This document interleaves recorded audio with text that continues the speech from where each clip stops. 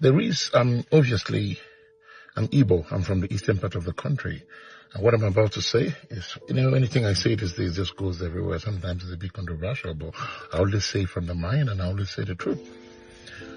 There's this thing we have in the East that we must build big mansions in the village. For you to be an Odogu, you have to build a very big house. Believe me, I did it too. But, this last Christmas, I was watching, I didn't go, but I watched a lot of people that go home, open their mighty big mansions in the village, in the East especially.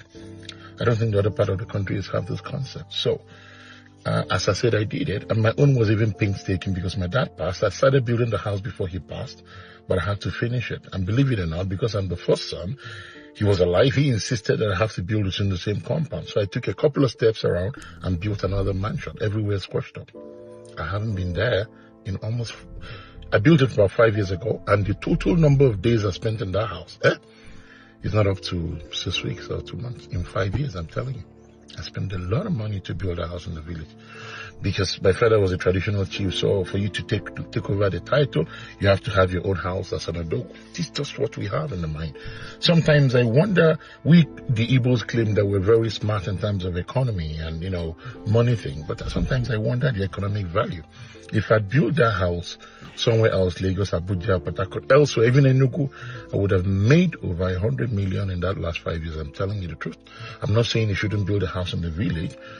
What I'm telling you is what I advise my younger ones. I'm much older than them, and I tell them, go to the village, just build a small house, 3-4 bedroom, have a big compound in case you want to do something in the future.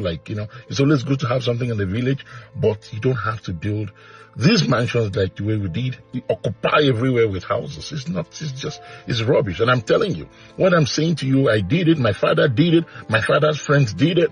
And their kids are struggling today to maintain those houses. I am spending a lot of money to maintain the house I haven't been in over almost getting to 4 years because of things going on in the East, insecurity and stuff. So what economic value is? I see young boys, and I said, let me just speak from my mind, and I'll tell you guys, wrong move, man. Wrong move. What I'm telling you now, what I'm saying today, you realize it in 25 years, my friend. 25 years. Absolutely no need for those houses that big. Get a big compound, small house, 3-4 bedroom maximum.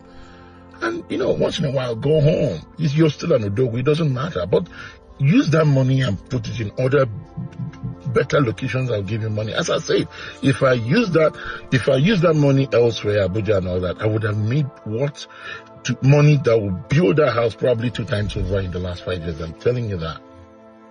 It's a wrong move. As I said, I did it. And I'm going to say to you for free. Sometimes even it becomes a problem for your kids. They will start fighting. What I'm saying to you, I've seen it. I've seen it. My father's friends. They'll start fighting over those big mansions. There's no need for it. Maintain small house in the village, big compound. That's my advice. That's Dr. Zo's advice. And this is coming from a mistake that I made, and a mistake I feel my father made too, and my father's friends. They were Odogus at their time. Think about it. I think, in conclusion, a village mansion is a waste of time and a waste of money. Dr. Zo, again, from Canada. So this video has been trending for a while now. This is a Nigerian doctor who is based in Canada telling Nigerians that we should stop building village mansions, building mansions in the village. And people say that he's talking to the Igbo people. But of course, it doesn't mean that particularly other tribes do not do it. But I think it's more prevalent in the Igbo culture, where big men go ahead to build mansions in their village where they used to rest. May not be retirement homes, so to speak. I tell you, may just be a place where they visit once in a while. So sometimes they are family houses, sometimes they are links, because a lot of Igbo families always want to, and that's what we are praying, that by the grace of God we are able to attain security of lives and properties in Nigeria. We have so much money coming in from where it's not just the Diasporans. There are Igbo families living in Lagos. Okay, I saw a video a while ago, I think in Harrison Wanuishu's page, where he was rushing a family to the hospital. They were going home for Christmas, and then they had a devastating accident. Devastating indeed, and it was gory sight. So I just hope that when we see those families may not have been coming from abroad, they probably coming from Lagos or coming from Abuja. There are several Nigerians living in various cities around Nigeria. Some of them are scared. Now you are getting into Nigeria, you are told don't use roads except you have your ransom ready. No matter how much it costs, and flight tickets are now very expensive. Imagine a couple of years ago, Benin to Lagos would be less than 70,000. I could remember. Now, one way ticket from Lagos to Benin is as much as 200,000 naira, 230, 250. And then to and fro, you are using 500, 600,000. How much did the person even buy the ticket from the UK to Nigeria? That is an over 6 hours flight.